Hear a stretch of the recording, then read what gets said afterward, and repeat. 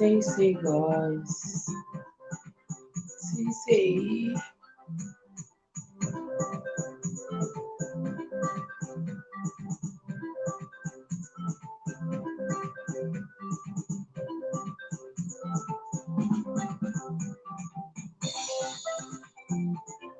Esse teu mom. Please say.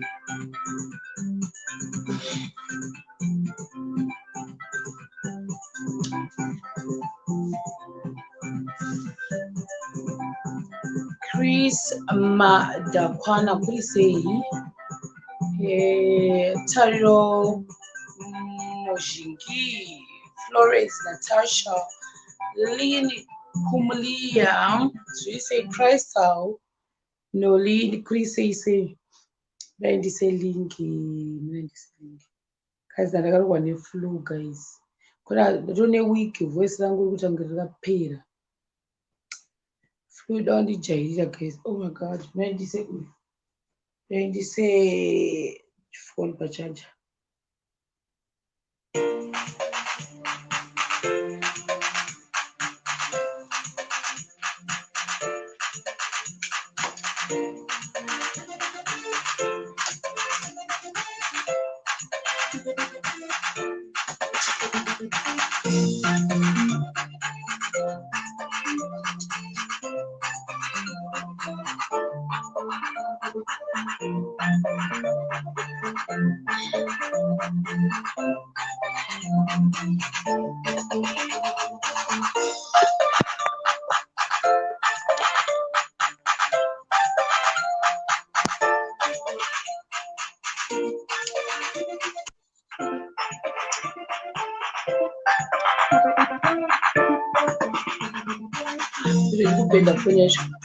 Zebra Gundo will say you Noxy blah blah say Rutendo Magumali usually say oh thanks Florence Please Boni USA say Blessing Mazan would say oh are you Admira's sister?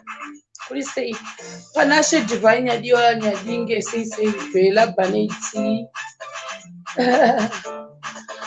Oh my god. I think when this by pennies when pennies of Japan, see you don't answer Pakazaran, that's a PK. Why? They say the softness. Cynthia Shola. And then I know Patara Bossy, but I'm gonna continue to what's about you, Patroni. And I know Patara.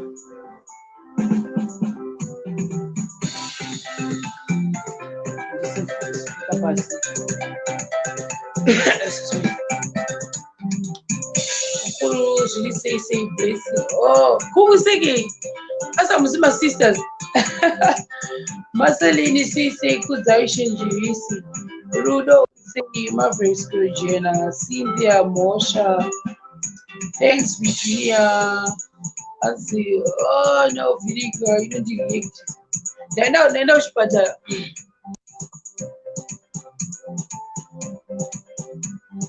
See?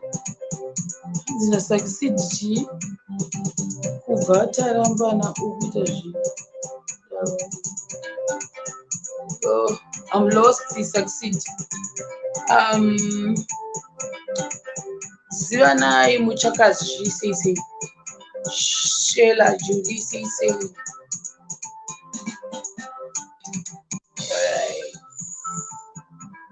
hi how are you unonzani sita iwewe Please say how are you? Hello, how are you? Please say just tell her kwe. Yes, Faith Dauma. Alright, apo wanyora kuti how are you? Sapa unopinda ka unonyora zita rako kuti unonzani unopinda ndakanzi chi handiti. Zviri sei? Ndiri bo kuri sei? Kuri bo amene koko kuri sei? Kuri bo zvako. I didn't know, so next time I will know. No problem. Otherwise muri kutsikisa dzipi? Tingori kungodaro. Ni fluid undijairire ini. I get well soon. You'll be fine. I think it's the changing of the weather. Yeah, maybe. Yeah, pakaipa. Otherwise, mborosani. I just want to greet like maybe everybody that knows me. All right. Imburi kupi. Cape Town. Please say cup. I kuri balls kuti tu. Bo, ndafara ndataura nemi ndakumboedha vamwe handiti. All right, thank you. Bye. All right, thank you. Okay.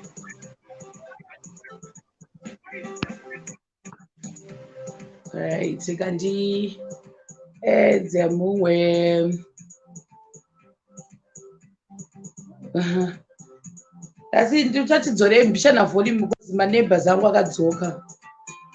Lee, will say.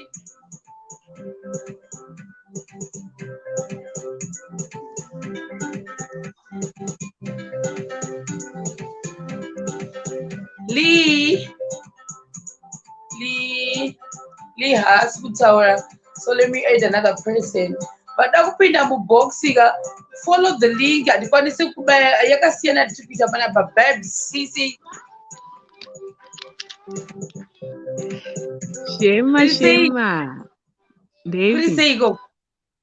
Kuri sei. Mukutsikisa dzipi nhasi. Hapana kutovata chaiko. Koindawa. Kukupisa. Ndikuzviona makarava lazy in the afternoon. Todiko. Kwakadhakwa. Otherwise muda kumboti shout out kuna nhasi. Shut up. Obvious mumzo wangu na mdara wangu pasimu hapo.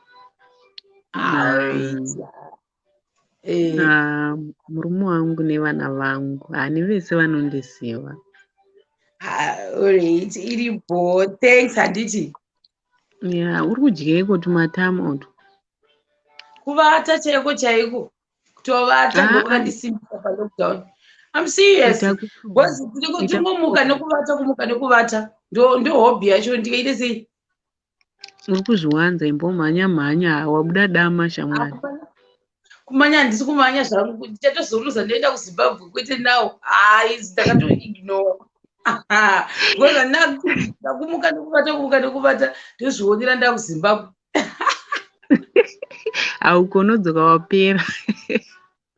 Uko ndotoziva mutactic wacho ine totoziva kuti uchimuka makuseni hautombolume kana chinhu and you have to wake up uchitoenda somewhere and unenge uchitofanira kutoshanda. Yeah, wozodya kuma3 ka1. Ka1 manje saka kunoguka kungoswera ndakavata. I think kubva muna April kusvika now ndingeswera ndakavata. Handiti alright tozoona wadzoka kubva kumusha kuti unenge wadii. Ndanoita kuenda kupermanent here. Wawenda permanent? Saka mamusikafollow mastories angu ndikuenda kupermanent. Ndaifanira kunge ndakaenda end of March but flight yangu yakacancelewa like 4 days before ndaflya. Hati tiri pabasa shamwari. Saka time dzimwe nguva inomutobhora sana. But malive acho ndomaitira kuYouTube saka pamwe ndosikamusamaona. Antika. Yeah, but zvichaita zvazvo. Zvichaita manje pamwe anenge akufamba maflights I don't know. We'll see. Since April kusvika iko zvino tabho. Taura hako kana kujaira tajaira tichatombotaura nezvazvo. Ndajaira asi ndakuda kuenda kumba zve ndakusafoketa tiri kuno. Munhu wese ari kuda kuenda kumba shamwari. July, August, September, 6 months tiri mulockdown. Hapana kana problem manje ndoti izvizvi hakuna kana ndege tozoti dzichazonzi dzichasimuka rini kunoko vakatodanza kuti takavhara everything. Ndabho manje ndaibva. Waguta. Chadi apa ndikuita matama acho nekusura ndakavata apa ndakuda kunyasa kuenda kumba kuna mai una bangu. I can feel the pain. ndosaka tizouya manje tizombotamba nemi kudai tichitasei tinembodzora ndangariro tichimboseka. Arevako ipapa ndatombokanganwa zvakawanda.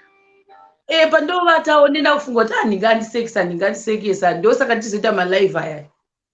Nyaboshemu. Veita basa kandi edemu mwanditi. Iribo. Right. Tikandise mumwe. Shande, Virginia ndikufona namba uripo. Shandi. Zviri sei Sister Shero. Kadesi unokazizera. English in the afternoon. Muri kunakirwa. Zviri sei go sister. Ndiri bo zvangu. It's nice to talk to you. Niwo ndatofara singamboiti. Nhasi ndangokuona muri line ndikati ndimbojoinawo Sister Shero. It's nice to chat with you. Muri sei zvenyu? Ndiri boy ni ameno imimi.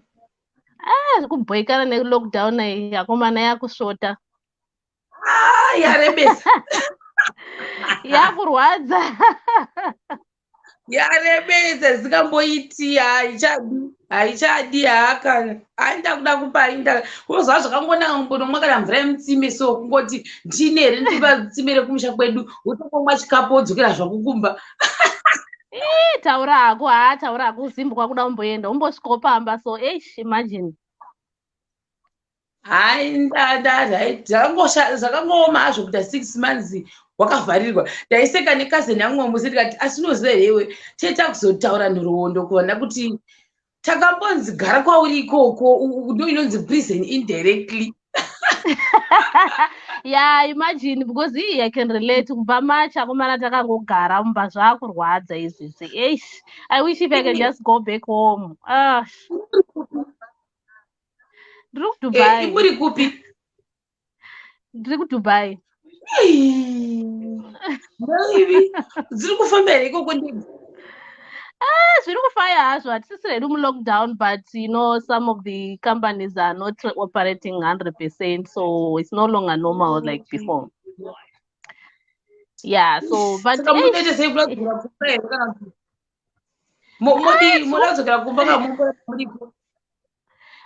tichadzokera zvedu, but I need to go home because I was supposed kuenda kumba muna March and then this came, so I have to go every year. Saka this year atondiboa because ndakatokaunda mamanzi kuti pakati nenda kuenda kumba, so hey, hopefully soon. Soon. But ndaimbowasa kuti ikoko maflights anenge ari kufamba kana kuti achatanga kufamba musi wa17. I'm not so sure. But ndakanzwa someone achidere kuti musi wa17 anokwanisa kutanga kufamba kuenda kuZim. I'm not sure. Yeah, it's true, but it's only that kuti zvinosiyana kuti wakatenga flight ipi, because kana inge iri Emirates ndo yakutanga kufamba musi wa7, but kana wanga une like kana Kenyans or Ethiopians airline you can still go. Vamwe vakatoenda before that. Really? Zvenyu henyu kwenyu weduwe. Ndakambogara kuti weduwe tikasi kuona kana ndege inoti connecta muDubai kana muEthiopia here because ndo kwadziri kufambira kwese. Unombonasa kuti dhugwa watomboseka. Yeah, so it's bad if you have got Emirates airline tickets hapana kwauri kuenda, but vane maEthiopians and Kenyans they've gone, vakawanda people have gone home. Kumba kunonyatsonzwa kuti hai kunongatozivi enda pavatodanzira kutoti kana muri maekera kachitange kuzviitira tumavhiza twenyu amnesty avanga kumapedza manzi unosogara pasi saka munonditi sei ndoita ndirusero here. Don't worry, amnesty inodzoka chete as long as my borders are actually closed. I'm sure you hapana zvekunzi munozoita visa, but because they changed muna July kuti everyone anga pa visit have to go back home, so vanhu vese vanga pa visit they were asked to leave by 10 August. So vanhu vakabva vabuda mbakazosarawo vashoma ndobva vazopuwa futi another grace period of a month. So but the other month actually I think it's expiring today or tomorrow, I'm not sure, but so they have to be out, everyone angane ma visit visa. So vanhu vangane ma visit visa, most of them vakaenda kumba. Oh yeah. Manje kunokusha vakaita vakati vakatanga vati end of March because ini ndaifana kunge ndakaflya musi wa 31 March ndo painobva pai expire ma visa munhu wese. Saka 31 March I think it was 27 or 26 maflights esebhakanzi wasvikazi hakuna ndege ichasvika munomu. Then ndobva tanzi apply for mavisa but amabhadhara mavisa muna April. Then April akunopera because inini ndakabva ndati hasi kubuda mucity mandiri because ndikaenda kumain city kunenge kwakazara autosundi unogona kubva kumandokaromachoni akuiti ndikati kana nditongwara ndoramba ndiri kuno kasiti kangu unongoinda unongoti step in and step out watopedzerwa saka ndikati unoreva nhema iwe ndagara kuno. Then end of April bvati munhu wese free visa kusvika end of June bvati futi free visa for July. End of July wayabva takanzi munhu wese buda muno saka munoda kuti bude muno tobuda nei isu tisina tisi hakuna kana zvamuri kubvumidza kuno saka mbavati 2 months futi grace period but inopera this month manje kusvika 26 but andosaka kuti hapana wandiri kuenda hangu. That's what I know.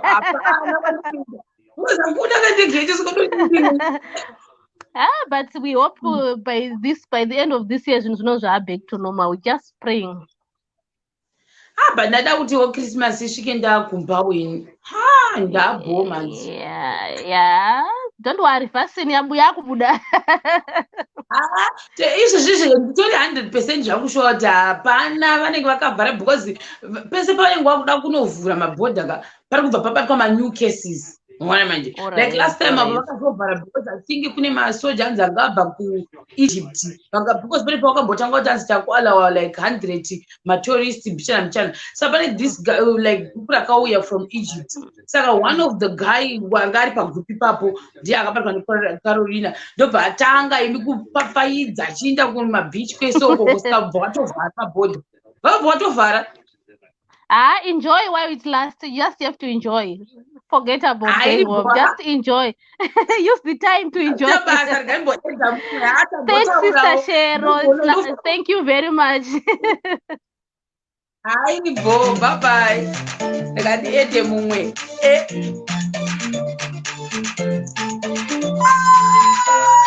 Happy family, I see you. Virginia.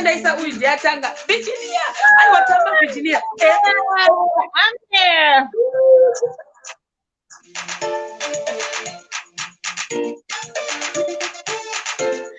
Did you say Virginia? Yes, they did. Did you? Konda kukanga mwa wigi ka.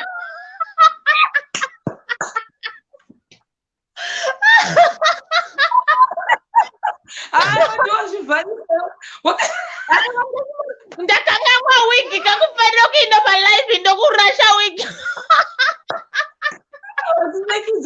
Asi wakachena zvako nyangwe nema-100 lines kana mabhanziwo zvakakufita.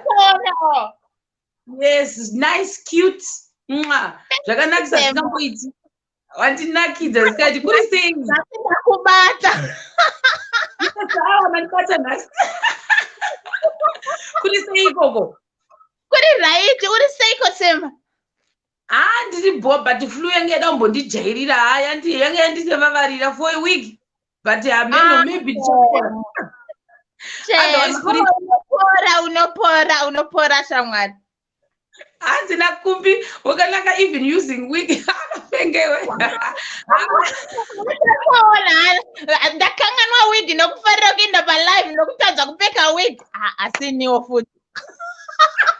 Muri kumbiri inini yangu yakazodonha zvezuro yetii chazokubvisira mumwe musi mozoona zvine zvakaita apa panenge pane kandiro kanitange kahowa iri vhudzi ndona ndakangodewo so kafangisirawo wakadero wakuona zvakatonaka zvakadaro yakananhadzirwa tiri palive kuYouTube. Saka uri kuombe indi kuThailand. Ndiwo uri kumafuro manyoroka iwe. Akadero ndiani unofurwa nemafuro manyoro sei iwo wakavharirwa kubva muna April. Makavharirwa kuThailand ndifana here. Kuri hako zvepasi penyika pasi pechakasara asi hazvichazonakidzi manje ko zvino zvichida kuti zvakunyangadza. Okay. Uri kupi? Indiri kuCape Town. Kuri sei kukapa? Nakuribo sickness zuva ndatombobva pagungwa apa. Nakidza drama zvenyu munozvinakirirwa anza vachibomhoresa itinzwe muda kumbomhoresa ani?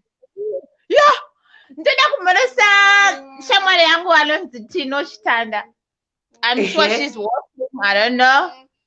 And ndoda kumhoresa, I think your fans, those fans vanokusupporta iwewe, those fans that goes behind, vatikusupporta from your up and downs, those ghosts that goes by Shema TV. I just want to say Shema is the best. I love you. I've been following you. I like your skits. Oh, girl, you are the best. Thank you. Maita basa. Munozvinakirirwa. Hayo ndafara nango muri wigless but mnandi makanaka makadero. Thank you. But chasareko zvinoka kwenye mabheji unoita sei naishema. Handizvizivi zvemabheji zvoitwa sei. Ndiri kutamba. Ndikuda kutoti mutondipawo bheji. Ndakupa. Hayi ribo maita basa rega ndiende mumwe handiti. I love you. All right, bye. Bye. All right. Rega ndiende mumwe.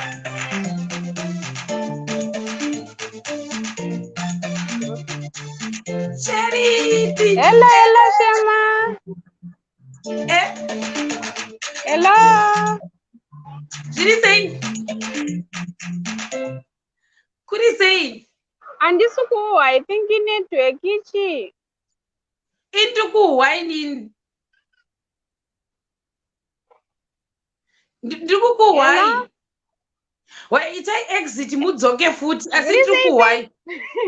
Ndiboma kudinzwa. All right. Many bokudzikisai ka.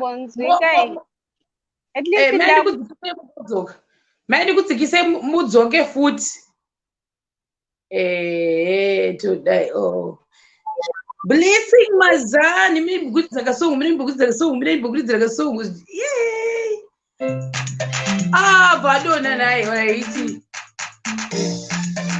Louisa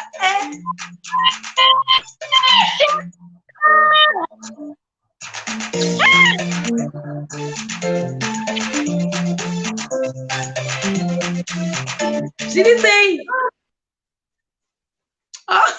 Badona wait, let me add another person. So happy family. Happy family. Happy family.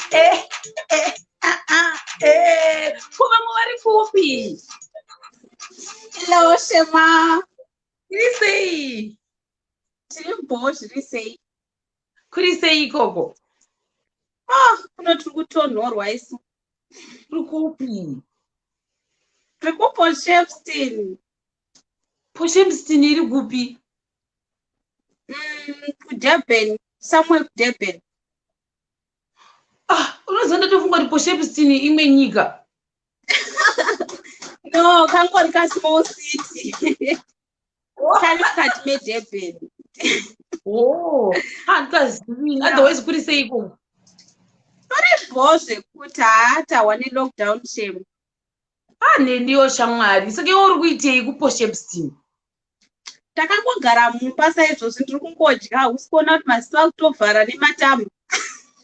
Uri uri student seiwo? Ike zvino handisi kustada. Ndakatongogara ndaenda kumba muna April saka ndakabva ndavharika. Unodza kuSouth Africa? No, ndaishandira kunoku saka ndakabva ndavharirwa. Manje vanovhura. Toinda. Hope so.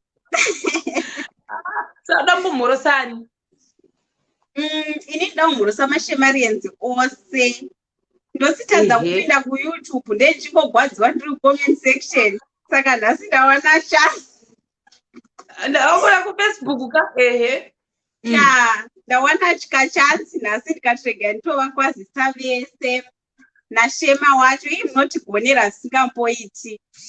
Aneniwo mundigonera kachimbototaura ndakasatoziva kuti Porshepsini iri kupika ini. Unozapata atifunzwa kuti Porshepsini ndatofunga kuti iri kuPoland. Shuwa handikureva nhema kudai. Tiri padhuze nekumba padhuze apa. Ndafara iwe diwe handibodi kureva nhema ndafara sikambodi. Ko ndiani ari kuseka ari kuseri uko? Vana vangu vari kudya sadza. Ndo vari kuseka vachidya sadza. Vari kuda kuonawo manje vanhu vacho vakanyangara kufesiri sadza. Wawo zvebasa rei munzaiti kuti mhoro iyi vari kupi? Hamina zvanooneka here. Shema. Yes. Uribo. He? Ndipoka sadza. Mamute Chawi. Mamute Chevlin. Ndasika chavu. Ndipo sadza. Asi mune matwinzi. Ndipo sadza. No, umwe mkuru umwe mdiki. Saka mukuru ndiye upapa. Mukuru ndiye ane redi. Mukuru ndiye ane redi. Ane grade chi? Ane 4 years asati akuenda kuchikoro. Turi cute manana twenyu. Thank you. Saka right, iribo. Ndafara Thanks. Alright, thank you. Bye-bye. Alright. Cherry. That's the cherry. Cherry. Hello. Wakuti waere. Hello, Cherry. Emma. Chimbo visa my earphones. Visa my earphones. Ineividwe nditaipirewo kumbi shamwari utaipa kuti remove earphone. Kumbi wewe. Wakundizwa? What's going on with this network? Aiwa, bvisa my earphones. Hello. Remove earphones. Guys, nditaipirewo kuti remove earphones. Please. Remove earphones. Remove. Hello. Earphones. Hey, bedwe. Tatambura ina da uyu bedwe. Sora ke. Alright. Get one oti azoende P. So much. Ashley. Ashley. Hi, Shema. Hi. What do you say? Did you both say you? Hey? Ai, você. Tukuzviona. Usafamba mira ipapo. Kuri sei ikoko? Kunobhozve kuti ndiri Botswana. Botswana. Ukanimbotambira Botswana zvokwadi. Mama kurwa neSouth Africa. Kuri sei kuBotswana? South yakaita. Kuri right zvekuti South yakaita kudira yativharira. South inokuvharira inokasira kubaya lingi kaSouth. Haitombojaidzi. KuSouth kwakawandiwa kunoguma 1-1. Ndafara sikamboiti. Saka munamhorosa ani chimbomhorosa tinzwi. Ndida kumhorosa murume wangu uyu.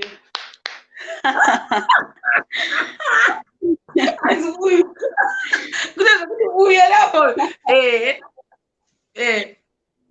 Ndichida kumhoresa brother vangu vandakamhoresa musi uyaya ndichiti vari kurwara akazopora saka ndida kungomhoresa ndichiti hi brother. Vakapora. Oh. Brother.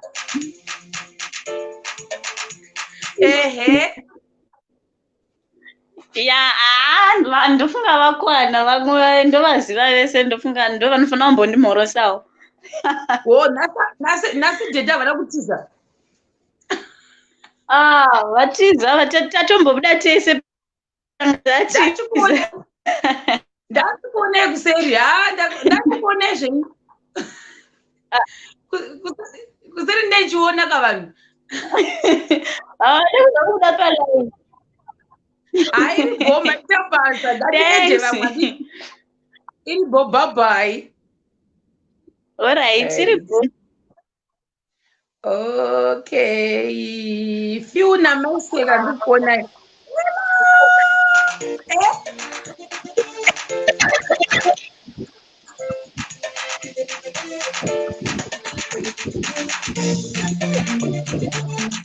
Kuri sei? Kudona. Ndiri bori nei. Mwana hasi kubuda nyazodayo so. Kune rimwe divi kudayo so. No, aiwa. Fambai mushina. Hongo uko. Yesi. Ai flu wakarara. Get too soon kwaari. Kuri sei koko? Kuno kuri bhota kutobika atomanheru kwai. Nachifunga uyu hausiwonzi blessing mazani here iwe. Ndini? Unoziva kuti mene mazani? Noko mazani handizivi vakawanda, nokuziva vashoma. Alright, mumwe ndakambonzi ndodana naye so momuziva.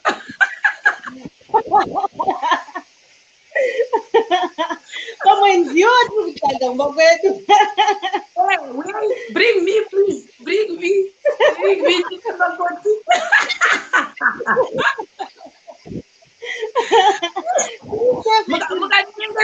Mukanyengera zvakanaka chaizvo monyesa kugara pasi monyengera mopruvha kuti ndokwanisa here kubvuma kuti yes toda kuuya kwamazani kana kutiekera munofanira kundinyengerera. Kuya nechii this time? Last time wakatiza akati ekuzotoya nechii chinoita kuti uye. Bodo handidi bodo. Ukibirani. No repeat, no surrender. Let me I'm running. Tinokubata kumberi mbomhanya, takubata kumberi tadzoka. Mukaona mukandibata ndikati yes ndaaccepta kuita Miss Mazani. Don't be guy because it's not easy. Ndakupedza so. Iri bho handichimbomhorosa ikiwe. Ndamhoresa mama vangu havanyanyofarira Facebook ne, but ndakuvamhoresa iwo pavanopinda vanoona. Ndamhoresa nangu mama vangu ari kuJoburg. Ndamhoresa namama vangu ari kuJoburg vanonzi Nokutula naShailet namama Notabo Sekurusiva Kugoti. Muroora vangu ari kuDurban nabrother vangu vanoita zvematraki vari murodhi momu.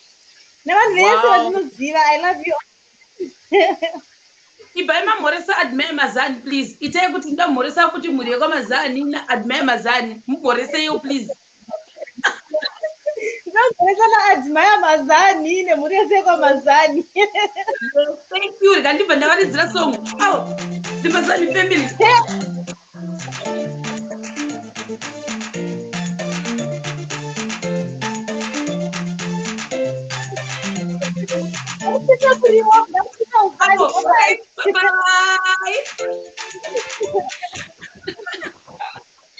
Alright, regandise Trish. Tirisha. Wambona vari muuniform here Shema. Wakatani, nyatsokuta ikoni kure. Mupesa ikoni kure. Yeah?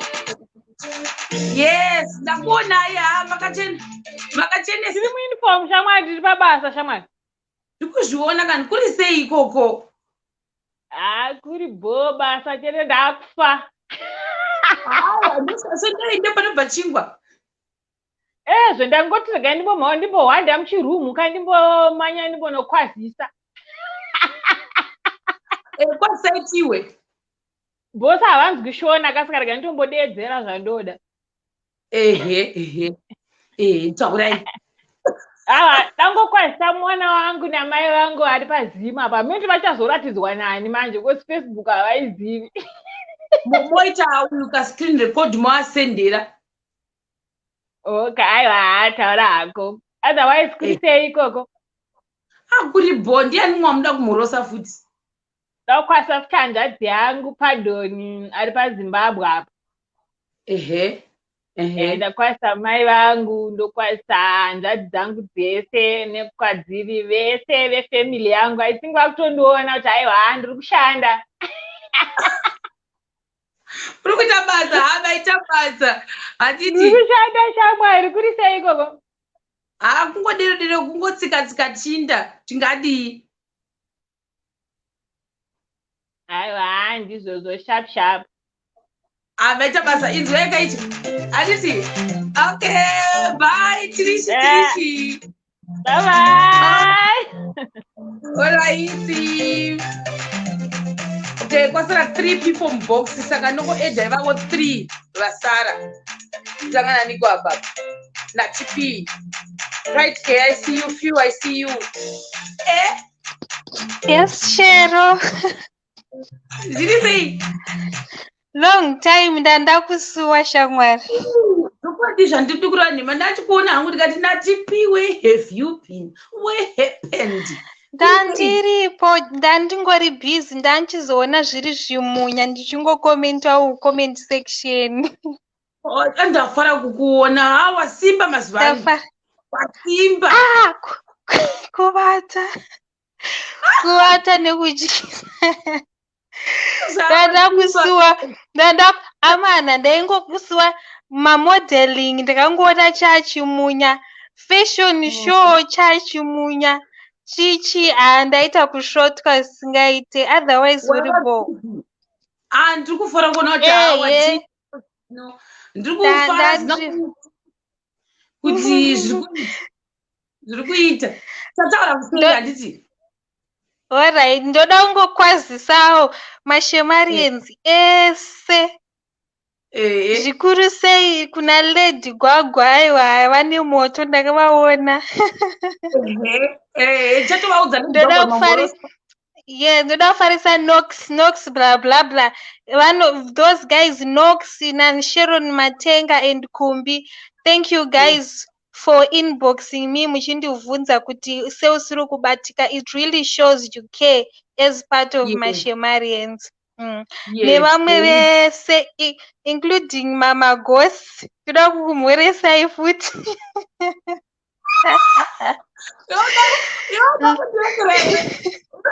Last but not least, ndoda kufarisa bankuru Admire Mazani ndichingoti muri sei kuchando ikokoko. Havanenge vari right kwa Mazani. Iwoka. Ndakavaona kuti vari bo, ndakatombopindura navo kucomment section kuYouTube. Saka ndoda kungovamhoresa hangu. Ndichingoti guys, keep up the good work. It's really good kuonawo muchiita malive kuno kuFacebook nevamwe vanhu vasingawaniwo data rekuya kuYouTube. Saka iri bo, it's good to see you Sherone. Ndichida kungomhoresa futi comment section yese iriwo momo mhoroi ndandakusuwai. Iri bo natipire ndandikuridzire akaka.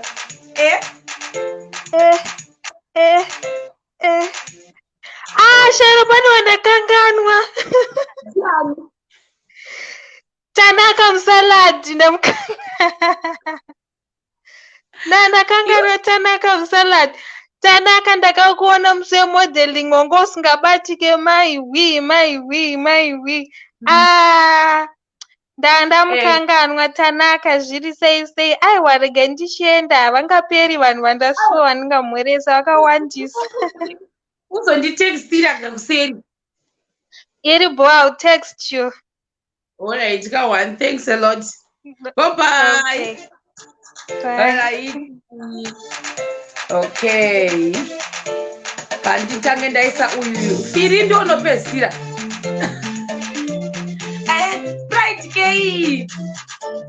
Friday. Friday. Did you say right? Ndiri boring. Mushe. Ndafara newe. Okay, Quase. Bo. Ndakwasa family yekumba kwedu. Vanhu vekwakamoto vose ndichiti muri sei paZimbabwe. Vari kuJoza, vari kupi kwese. Ndozokwasa futi vekufamily kwamama wangu. Family yekwapeturu ndichiti zviri sei. Ndozokwasa bankuru vangu vekwanyanguo ndichiti zviri sei. Newe Shema nerudhende rwese Shema Renzi ndichiti maswera sei. Takamirira live kuYouTube. Ndauda kutoenda kwaizvozvo, ndauda kutoenda the last 2 people tobva taenda kuYouTube tombonotandara. Nasi ndimune muchindiudza nyaya, voice rangu riri kurwadza. Chero ndine madhuna mutuna but foni yangu haina moto manje. Haurevesi. Ndakawanda. Ndikazhinji ndogara ndichiona zvinya ndichitoseka. Airibo, thanks Andika. Okay, bye. Love you. Bye. All right. Kwasara 2 people vanda kuisa. So then last one few. Ndatononoka ku YouTube ne 17 minutes. Susu.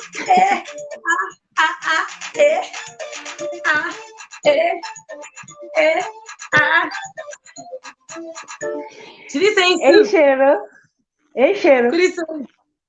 Kuribo.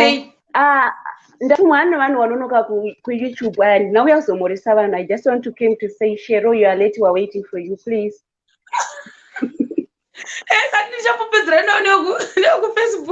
It's 6 dzachaya Shero. Kubva rini uri panapa ndichingokuona ndichingodongora chidzokera. Iribo, bye bye. Okay, bye bye. Alright. Last one, Firi, yes.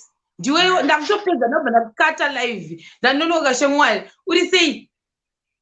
Ndiri right, uri sei? Kuna uri pai? Utori sori mutoriji wani? Uri pai? Mustard room. Kupi? Kumba kwenyu? Somewhere. Kwawanzi waita kunovharirwa mustard room nasi? Nasi ndechiverenga. Munoenda kustard room, kulibrary here kana kuti kumba kwevamwani? Library. Kwanyika kune library? Ndinotobvunza zvokutorevesa, mune library kwanyika? Inongoshayikwa Seko. Handi kune maBSPZ here. Saka munoenda papi? Saka nhasi uri Manyika Growth Point. Ndakakudza kuti ukaenda Manyika undiudze iwe. Haudi kundiudza sei? Aiwa, padhuze nepamashops. Pamashops kwanyika? Kuduma. Saka uchaenda rini Manyika mhani iwe? Manyika kunonetsa uku. Kunonetsa Manyika. Kunetsa izvi? Network. Kozonetsa ndikauya. Ndikaendako time yaunotanga live. Inenge time inenge yainda. Ndasingazivi kuti zvokwata ndikura nhema ndakuti ashuwa ndakasatozivi kuti pai kune library kwaikira kenyu. Ndasingazivi. Dziri kwedzi. Kutori ne more than one? Kungori nepaBSPZ. Padhuze nepamashops. BSPZ zvorevei? Better Schools Program in Zimbabwe.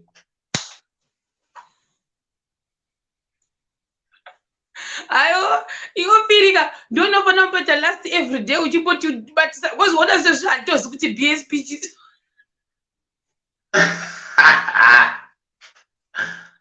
Seriously, ndatora kuti kuchichinzi BSPZ chocho. Alright, wandinakidza ko iribo. Ndangofara kuti wandiudza nhasi ndatodzidza kuti kwanyika kune library. I didn't know. Sure, ndakamirira. Aiwa, zvinhu zvako ini ndichakutekstira ndokuudza kuti chiuya accept. Unongofana kungoti accept what wofara musoro unotamba radio. Ndochikuudza kuti unozviwana sei. KuYouTube ndojoina sei? KuYouTube izvozvi panoenda unongononyora pakanzi Shema TV. Waenda paShema TV otondiona ndiri palive sezvatiri kutoita izvizvi. wototanga kukomenda sezvatiri kungoita vanhu izvozvizvi chimwe chete hapana zviri different. Alright, bo. Hairi bo shamwari, bye-bye. Ndega ndiende kuYouTube ndanonga ne20 minutes. Bo, bo. Bye-bye. Alright, ndega ndiende